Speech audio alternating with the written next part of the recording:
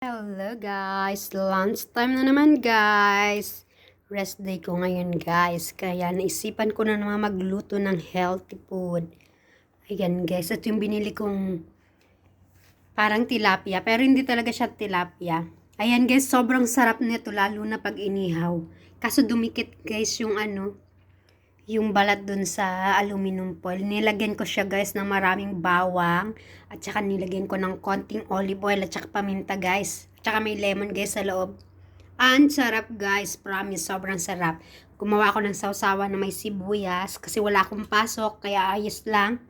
At meron akong rice na kulay red guys para medyo healthy siya. Tsaka itong gulay guys. Itong broccoli, nilagyan ko guys ng konting hipon kasi para may lasa guys. At saka meron akong leftover na pancit. Ayan guys. Kailangan ko guys kumain ng mga healthy food. Hindi na ako masyadong kumakain ng baka.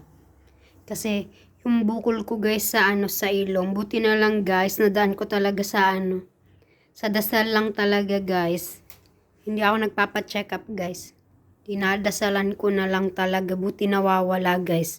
Pati yung sa kamay ko, pumunta ako ng ospital, wala naman ginawa guys. Nagbayad lang ako, pinapalaboratory kung ano-ano para daw mabigyan ako ng proper medication. Ayun, di naman ako bumalik guys. Dinasalan ko na lang din.